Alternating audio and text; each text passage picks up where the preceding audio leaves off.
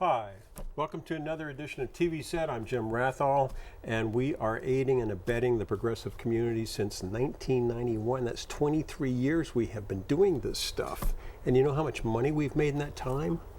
$5. $5? $5. Wow, I'm impressed. So I am Jim Rathall. Who's hot? My name is Jim Rathall. I'm the host of the show, and I have three co-hosts with me: Diane Turney, and Sally Steeppath, and Charlie Kellerman. And tonight we have a special guest named Shariff Abdullah. And Shariff Abdullah, welcome to TVSet. Salam alaikum. Walaikum salam. Peace of God be upon you. Yes. And Shalom. Thank you so much. All the above. Mm-hmm. I'll start this off. We're all going to be asking you questions, and I'm very interested how a fellow that was born in New Jersey. Camden, New Jersey. Camden, New Jersey. The worst city in America. To get it right. I'm very proud of this. Okay. You know, yes, we're the top of the bottom. Okay. Well, you have at least received city salvation by coming to Portland, and so how you went on to earn a law degree.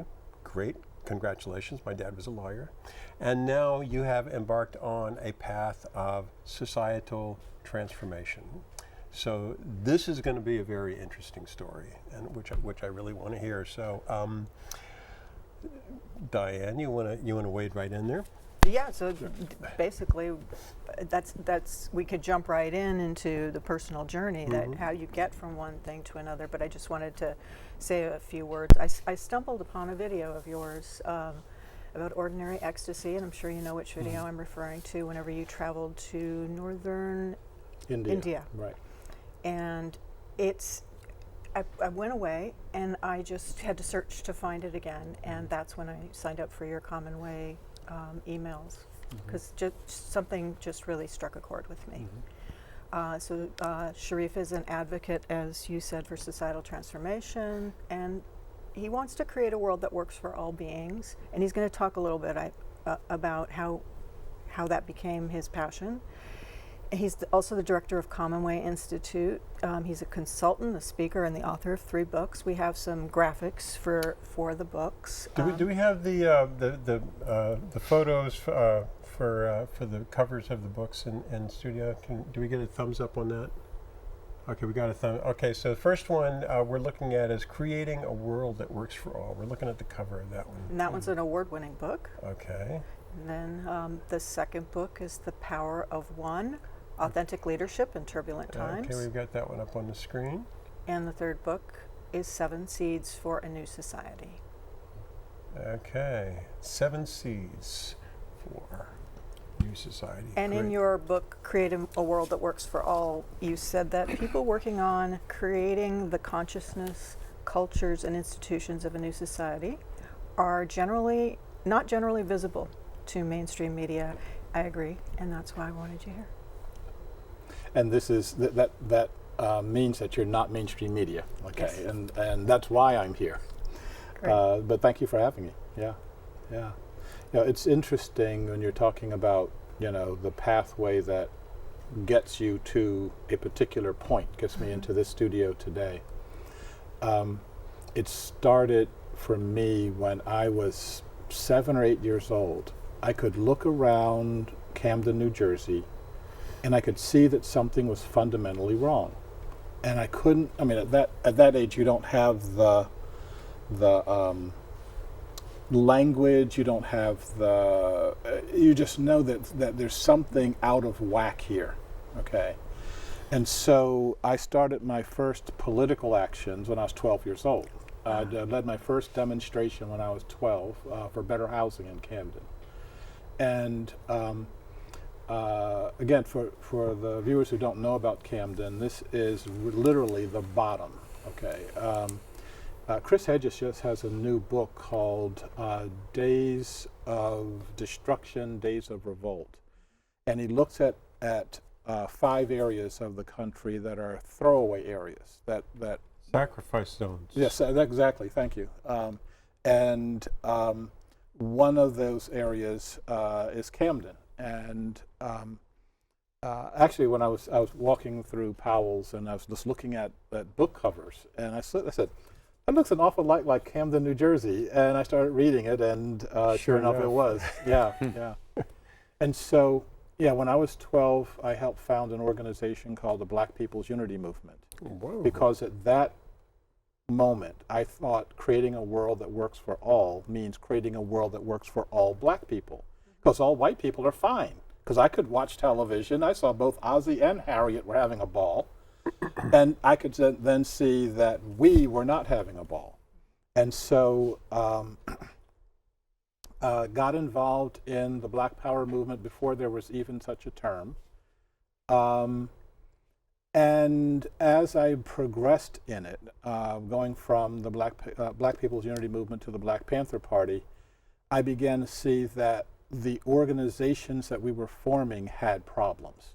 And the problems were a function of the organization itself, that we were carrying into the organizations the seeds of the society we were trying to escape. So if we remember reading in high school the book, The Lord of the Flies, you know, if you give any of us, you know, an island with some resources on it, we're going to recreate this system, Right. unless we root it out of ourselves. Okay, Yes. so this quest for creating a world that works for all expanded from low-income, impacted black people to all people.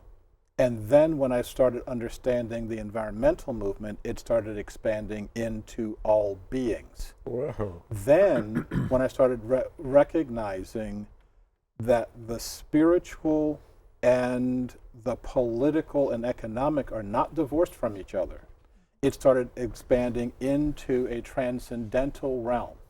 Okay, so the quest for a world that works for all beings extends beyond my life. It extends beyond the lives of the beings on this planet and into life itself.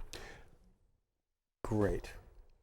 But in your story there, it sounded like there was a moment, because right now you are definitely on a path of transformation. Definitely.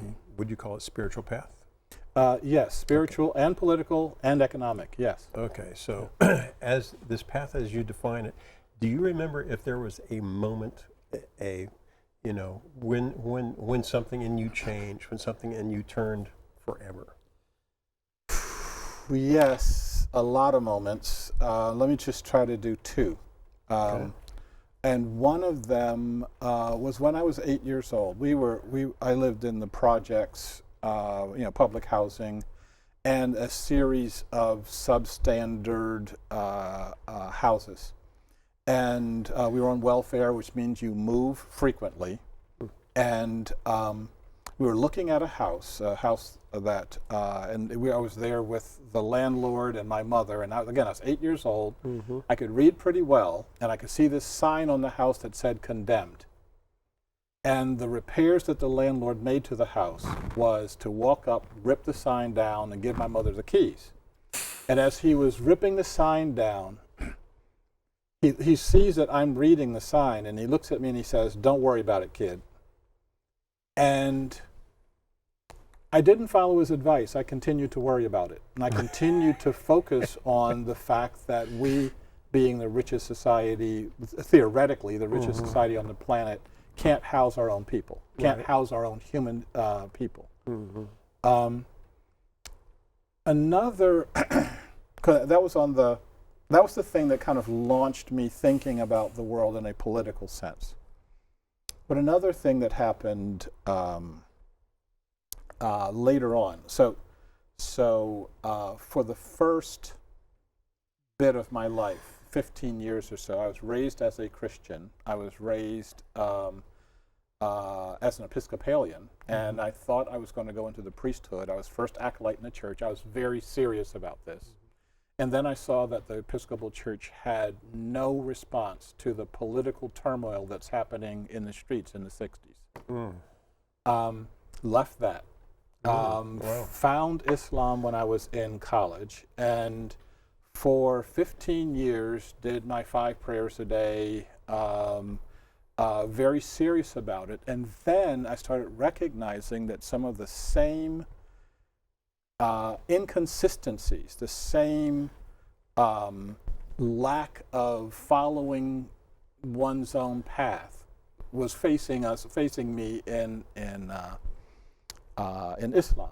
And my epiphanal moment at that point, I was lining up to pray with a group of people, group of men, and the guy standing directly in front of me had a T-shirt, and on the back of his T-shirt he said, "Kill them all and let God sort it out."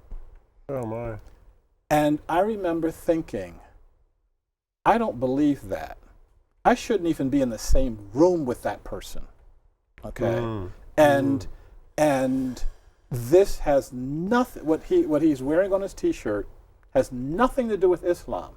It's the opposite of what I read Islam to be, and yet he's considered a good Muslim. And that's when I started realizing that the problem was how we separate from each other. The problem that we have is exclusivity, that I am separate from you. I can do anything I want to do to you, and nothing comes back to me. As long as we believe that, we're going to constantly create and recreate the world that we are inhabiting right now. We may just have different actors, you know, as opposed to it being blacks and whites. And so right now, it's the left and the right. It may just be tall people and short people. It may be, you know, if you saw the video some years ago, blue eyes and brown eyes. Okay, Right. and so. The challenge that I believe that we have is how do we transcend all of that? And that's the quest that I've been on. Fantastic. And yet what you're talking about is the water we swim in. What you're talking about is something that we don't know because it's our culture. Absolutely. It's someone said it's like, you know, how do we get out of the box? Exactly. I said, no, but you have to think about this, though. We are the box. Yes. It's not that we get out of it. We have to see Yes. our own boxness in order to Yes. get out of it, in order to say, in order for me to take that step back. And so when whether I'm doing consulting work, whether I'm doing workshops or whatever, I'm constantly inviting people to take another step out of our culture, out of the consciousness that is reinforced by everything you see on the streets, everything you see in school, everything you see in at work. Everything is focused on a consciousness, and that consciousness is I'm separate from you. That is what Einstein called a delusion of consciousness. He says we're deluded, and what we're trying to do now is trying to correct that delusion. And in this culture in which we live right now, we are all separated by our Palm Pilots or cars or political And not just- persuasion and not just or the ours. color of our skin. That's right. all over the Global. planet. Exactly. It's like so-and-so's different tribe, or so-and-so's a different nationality, I or a meant different we, the religion. human race. Yeah. Yeah, Yes, that's right, what I'm thinking. Yeah. So- What you describe reminds me kind of like an animation of a bunch of children's blocks, and everyone's trying to stack on top of each other. Like the world will be great so long as you do things my way. Exactly. Yep. So how do you get from that, my way or the highway, to paying attention to a butterfly's wing in China because it's going to create The hurricane hurricanes over here? here. The way How do you change your thinking? Well, the first way to do that is to intend to do that. And what I'm finding is that very few people want to do that. Everybody wants to change his thinking. Yes, Okay. No, I'm not. exactly. Everyone does. That's beside the point. I'm going to argue about that, Cheryl. We do too. Yes, right. Yeah, but yeah, everybody wanted to change George Bush's thinking. Yes. Which is one reason why it was so great for people to have him around, because you have this impeccable whipping boy. And I kept saying to people, And meanwhile, it's- behind the screen was Shaney, who was doing his own little thing anyway. but behind But what I'm all of those screens is consciousness. Yes. And it's a consciousness that we share despite however you think about Bush or Cheney or whoever. Yes. And once we get to that point, once I say, okay, I'm going to do this, I set the intention to change my consciousness, then I start looking for models of where I don't want to be and where I do want to be. And the consciousness that I think that we are looking at, the value structure that we need to look at, are the value structure of the people who have never left the sacred hoop, the people who have, for hundreds of thousands of years, lived lives as though the earth was sacred, lived lives as though their relationships with all beings, including the beings that become their food, is sacred. The relationship with the transcendent is sacred. Now, if we look for them, we find them. And as soon as we look for them and find them, we can start saying, okay, I'm doing this, they're doing that, I need to get over there. Okay? But it's only when we start looking, when we actually start looking, do we actually find it. And for many of us, we're comfortable inside of our delusion. I'm comfortable thinking that, I have an analogy where, let's assume that we're all on a train and we're all going south, and assume that that south is the direction of destruction. So we're all headed for destruction. But some of us have stood up and we're walking north on the southbound train, and we're congratulating ourselves because, oh, we're going in a different direction. It's like, no, you're not. This train is going in this direction, and you're going to have to either turn the train around or at least stop the train. And all the things that we talk about in terms of the changes we have to make because of global climate change, the bottom line is, all this is in place because of our consciousness. Change the consciousness, we change that entire picture.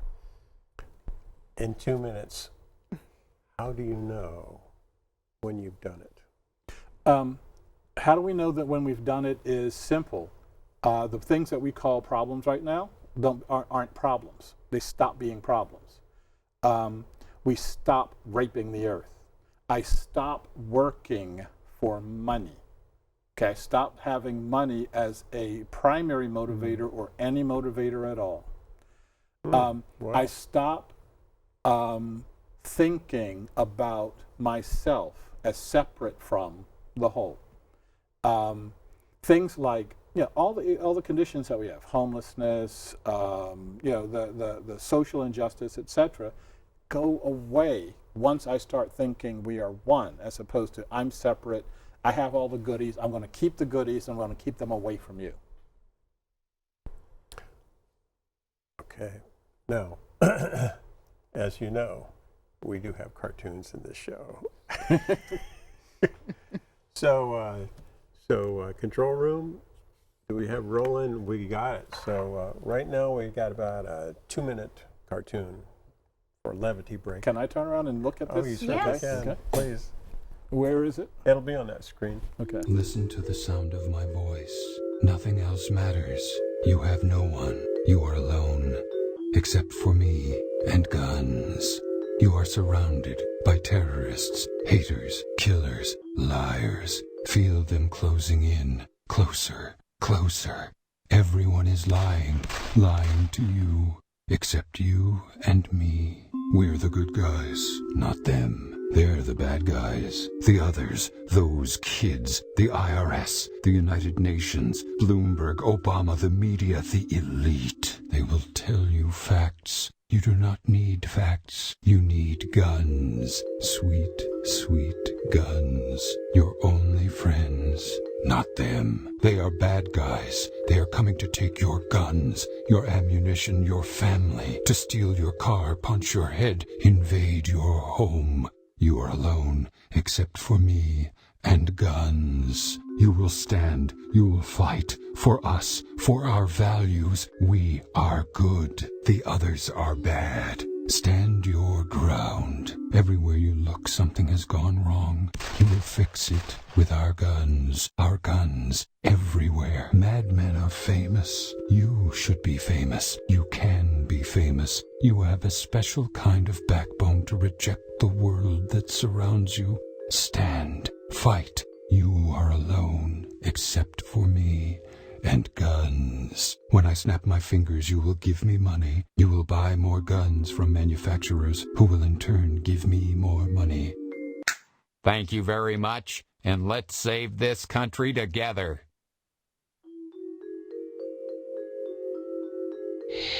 Hi, I'm Matthew Stein, author of When Technology Fails, a manual for self-reliance and planetary survival, and you're watching TVSet, aiding and abetting the progressive community since 1991.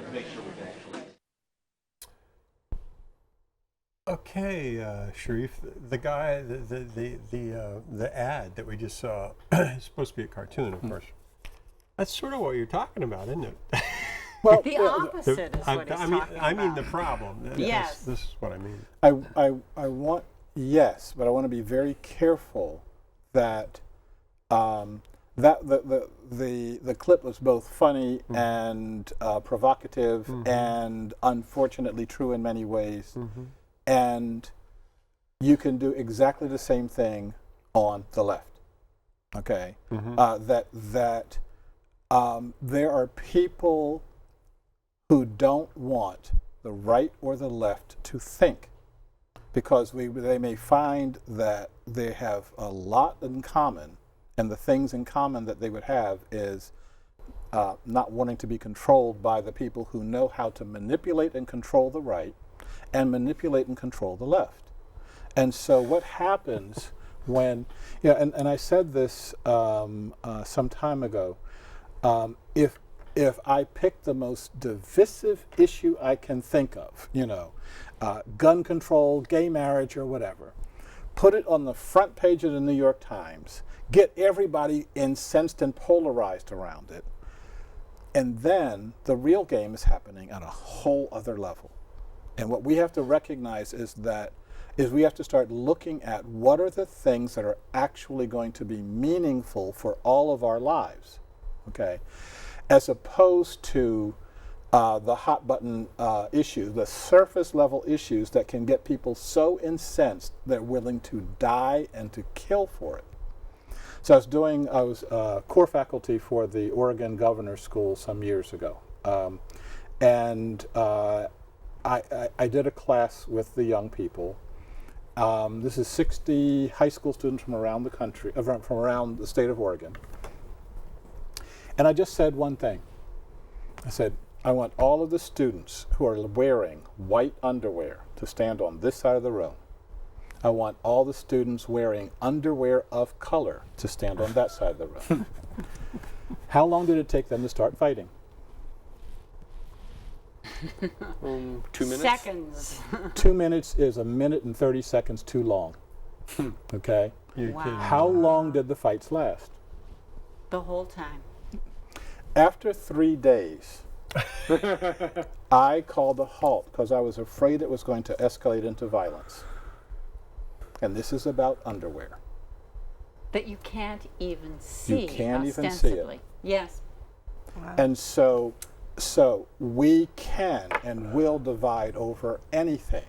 And those who want to keep the status quo will keep feeding issues to the right, keep feeding issues to the left, none of them having anything to do with what the real issues are.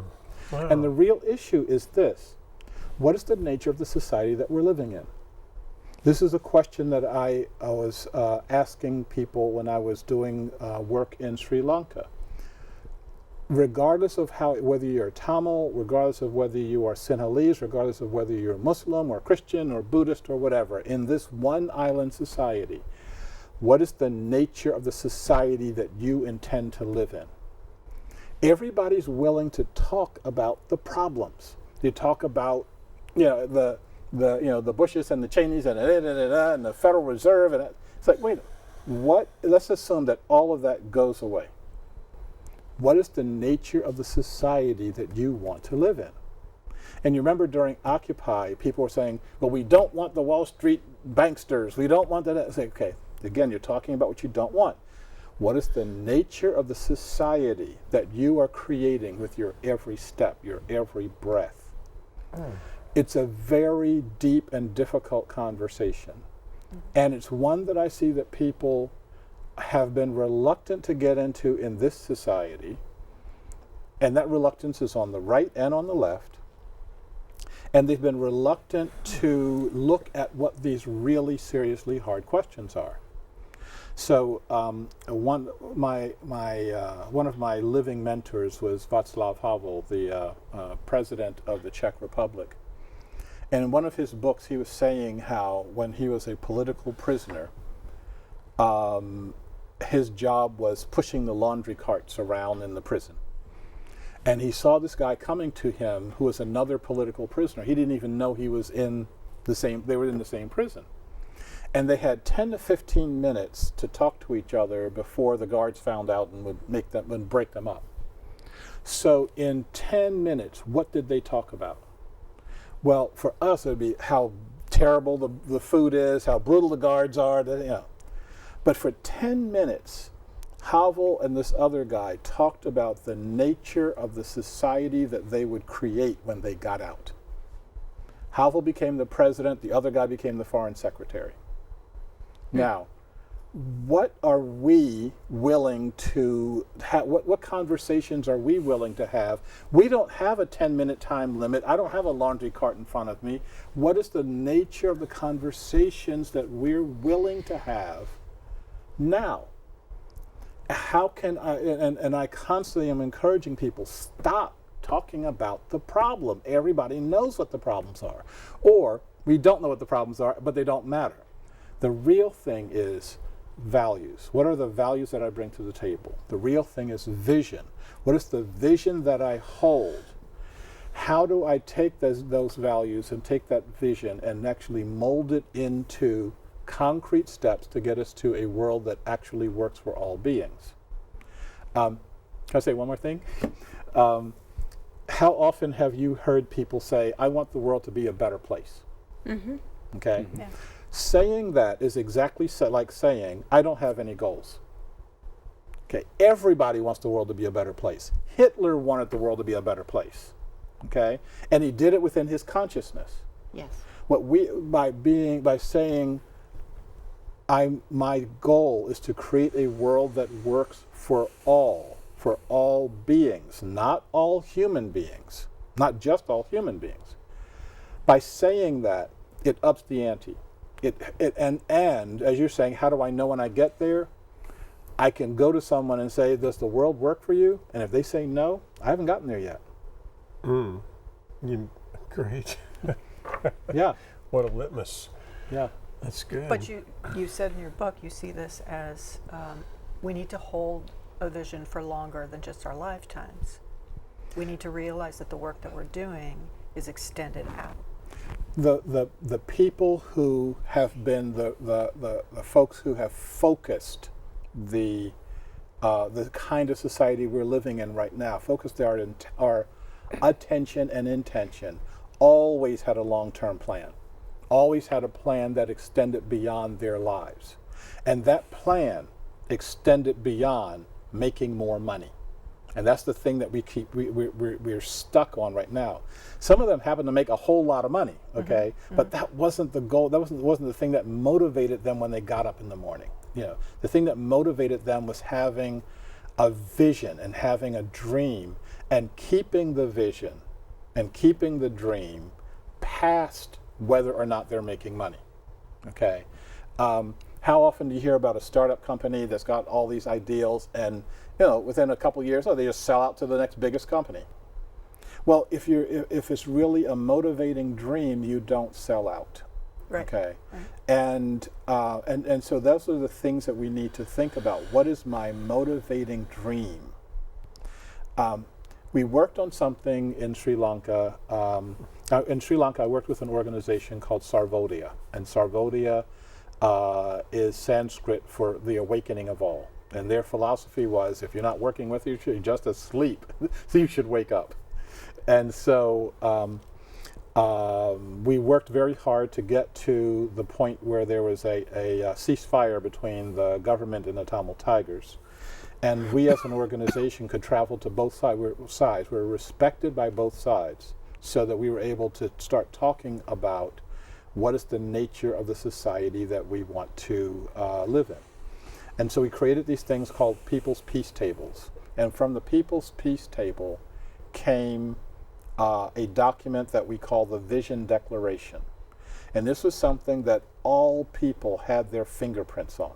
Everybody got a chance to participate in this. And then being in an organization that can put 10,000 people on the streets at any given point in time, that can bring together in a rally 500,000 people. We then took the Vision Declaration out into the streets. We took it out into just regular people and said, does this form the basis of a society that you would want to live in? Getting back overwhelmingly, yes, yes, yes, yes, yes. And you're saying that the example, it needs to be applied here, that our we Constitution need a Vision Declaration. Needs to be replaced with all of us participating in a Vision Declaration. Thomas Jefferson said that the Constitution should have only lasted 30 years anyway. He said that every generation should rewrite the Constitution. Every generation should make the Constitution theirs. Mm-hmm. So the things that they put in the Constitution, they never expect it to last 230 some odd years, okay? And we need to think about what if we started from a blank sheet of paper, what is the nature of the Constitution that we would write right now? Now, what happened in Sri Lanka was, as soon as the ceasefire went in, all these Harvard professors start airlifting into Colombo to try to tell us how to write a Constitution. Right. And I remember being in a room with one of them, with three of them, and they had assembled, some members of Parliament and all like that, and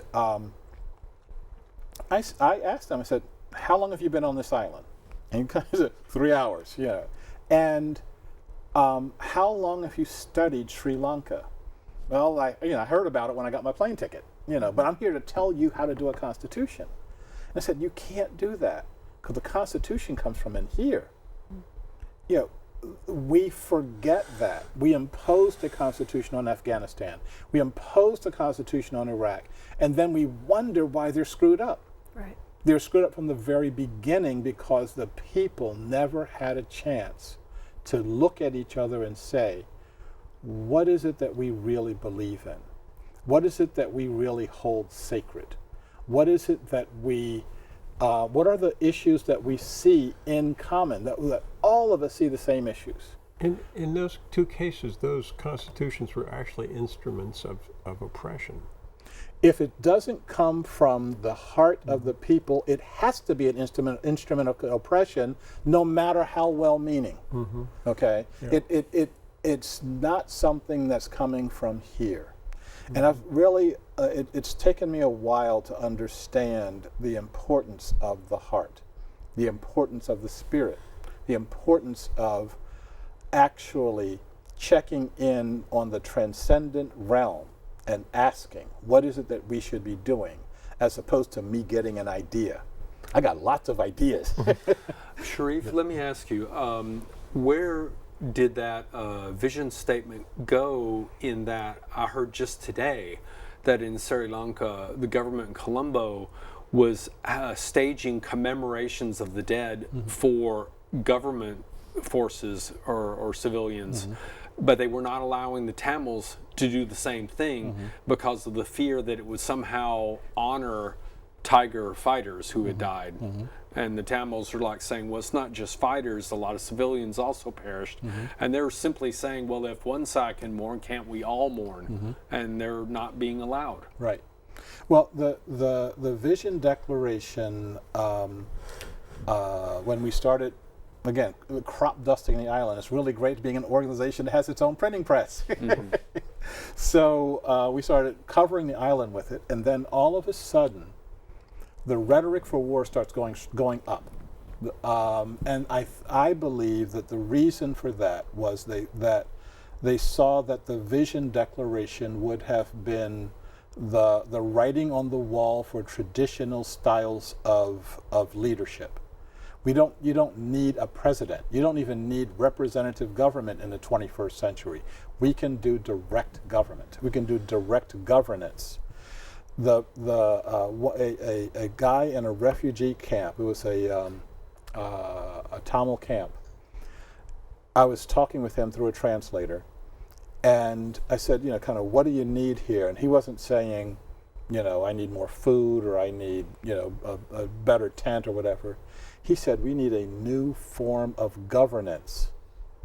Now, he understood that halfway around the world. We don't seem to understand that. We keep supporting the same kind of government, the same kind of governance system, by getting caught up and spending hundreds of millions of dollars in political campaigns. What is the nature of the governance system that we need to have? Now, I covered that a bit in 7 Seeds for a New Society. But this is my idea of what a new governance system would look like. A relational governance system. A relational economic system. But we all need to sit down together and work through that. And we need to call people's constitutional conventions and sit down with the folks in the Tea Party. Get out of our inflammatory rhetoric on both sides. Us versus them. Us versus them. They're crazy, and they're on their side. They're saying you're crazy, and get out of that and start recognizing we have one major thing in common: a very fragile Earth. And once we recognize that our mother is in danger, we'll do the right thing. Our children are in danger. We'll do the right thing. Okay, we've got one more roll in. Okay. Control room, do we have a thumbs up on next one? Next roll in? Looks like we've got it. Okay,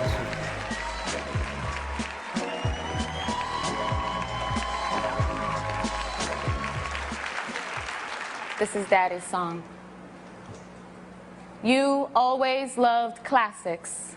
Said new music was shit. Just like comedians couldn't make jokes without getting nasty no more, singers couldn't sing. In your day, there was Sinatra, Presley, and you hated him. Wouldn't let us watch his flicks, and some cat named Cooke. All the time. Sam Cooke could sing. Sam Cooke sang real songs, simple and good. I was in high school the first time I heard your mixtape of Cooke classics, and I fell in love with that voice. Smooth, smooth. And I fell in love with the daddy. I thought all this time talking about some Sinatra Presley-like guy, not this sweet, sweet music. I was in college when we rented Malcolm's Life on video, and one of the best things Spike Lee ever did was play that song, your song. As Malcolm, I mean Denzel, was getting ready to die, you cried. In your easy boy, reclining your head to better listen. That was you, Daddy, born by a river in a little tent. And I swear you've been running ever since. That's my song too, Baba. And one day, I'm going to sing it for you in a poem.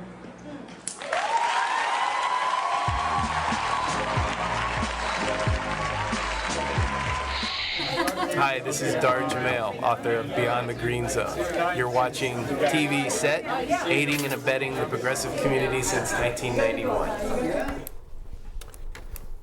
This is TVSet, aiding and abetting the progressive community since 1991, and we are speaking today with a very interesting fellow, Shariff Abdullah, who is a societal transformationist.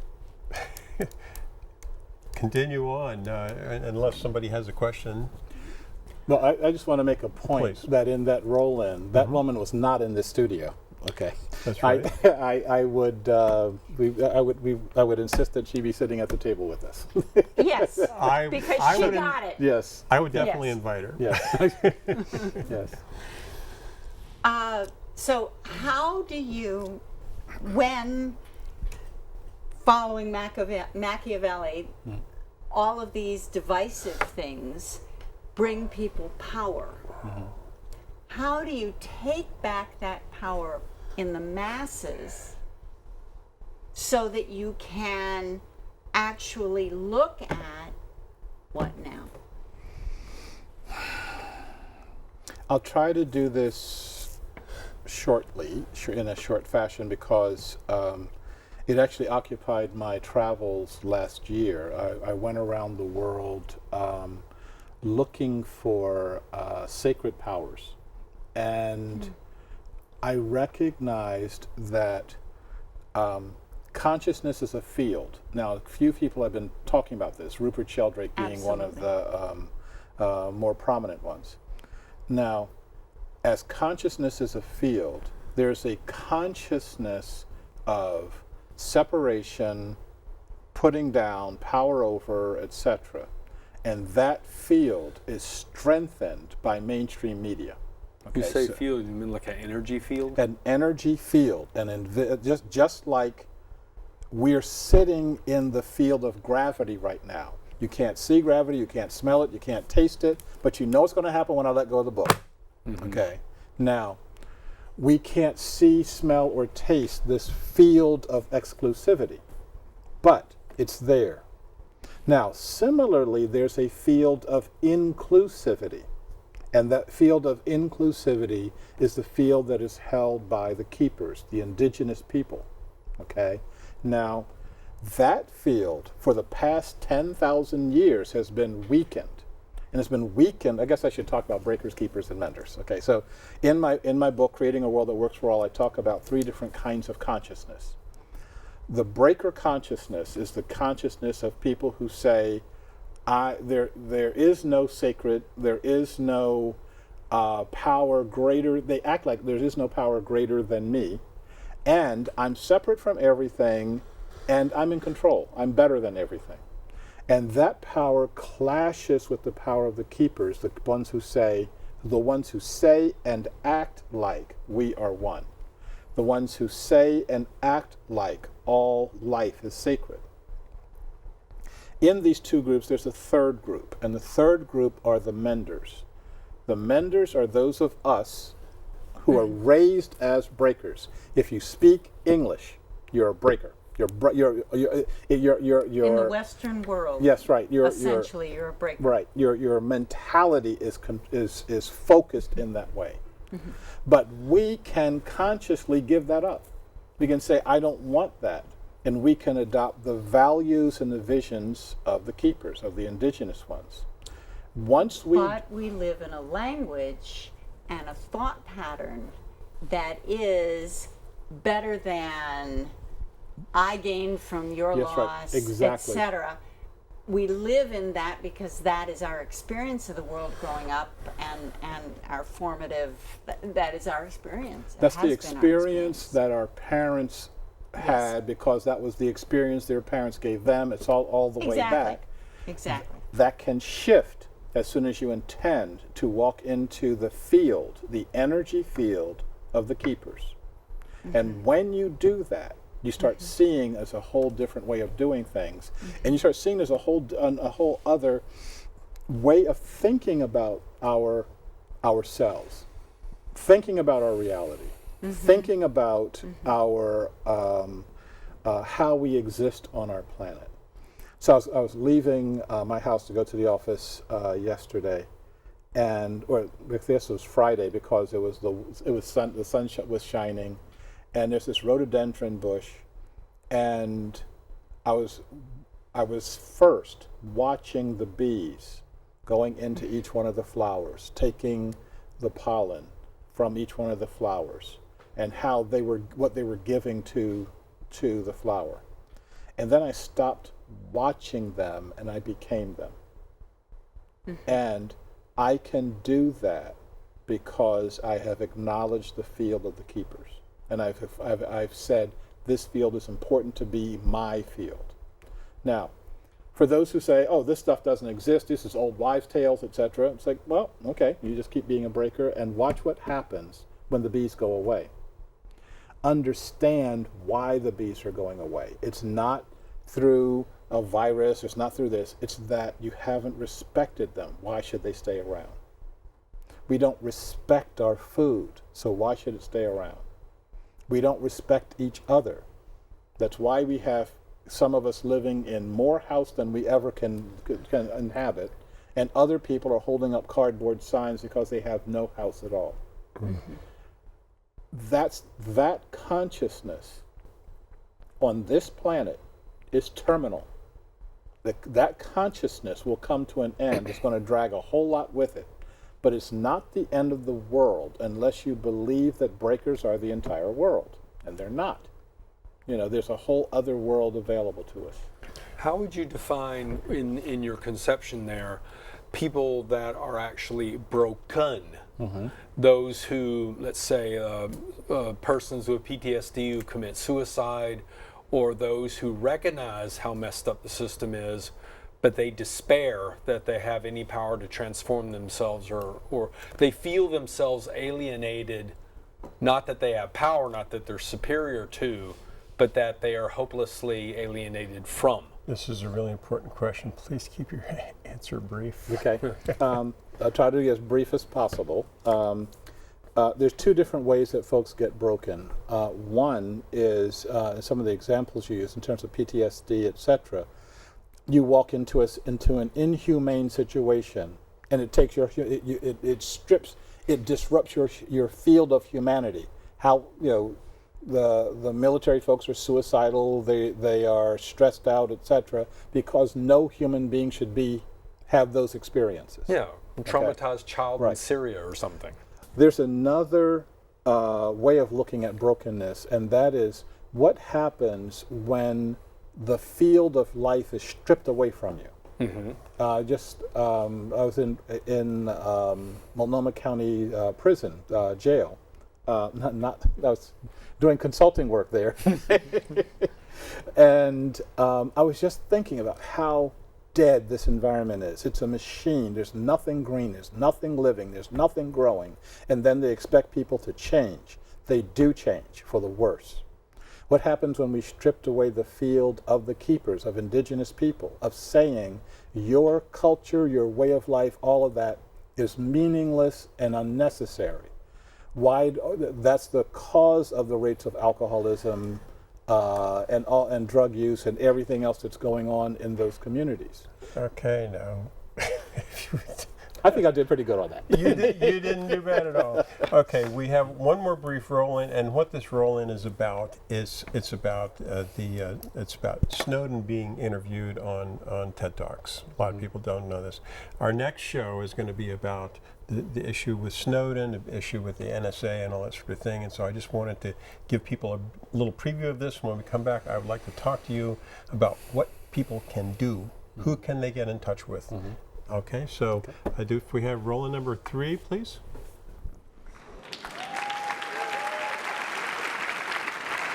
Ed is in a remote location somewhere in Russia, controlling this bot from his laptop, so he can see what the bot can see. Ed, welcome to the TED stage. What can you see, as a matter of fact? I can see everyone. This is amazing. Ed, some questions for you. You've been called many things in the last few months. You've been called a whistleblower, a traitor, a hero. What words would you describe yourself with? You know, everybody who's involved with this debate has been struggling over me and my personality and what how to describe me. But when I think about it, this isn't the question that we should be struggling with. Who I am really doesn't matter at all. If I'm the worst person in the world, you can hate me and move on. What really matters here are the issues. What really matters here is the kind of government we want, the kind of internet we want, the kind of relationship between people and societies. And that's what I'm hoping the debate will move towards, and we've seen that increasing over time. If I had to describe myself, I wouldn't use words like hero, I wouldn't use patriot, and I wouldn't use traitor. I'd say I'm an American and I'm a citizen, just like everyone else. Hi, I'm Scott Ritter, author of Target Iran. You're watching TVSet, aiding and abetting the progressive community since 1991. Shariff, you have exactly 60 seconds to say whatever you want to say. Okay, so you're talking about take-homes, and you're talking about what people can do. I think that the most important thing is practicing mindfulness. And I don't mean just 20 minutes of meditation and then go out and do your job supporting the status quo. I mean, being mindful of everything and every situation. How does this get me closer to a world that works for all? How does this take me away from it? How does this distract me from the path and the course that I need to be taking? Even those kind of like fun, hot button progressive issues can be distracting if it isn't if we haven't aligned that thing with those activities 10 seconds. with our deeper values and the values of a world that works for all. Okay, here we have International Cartoon Time. Thank you so much for being on the show. Okay, if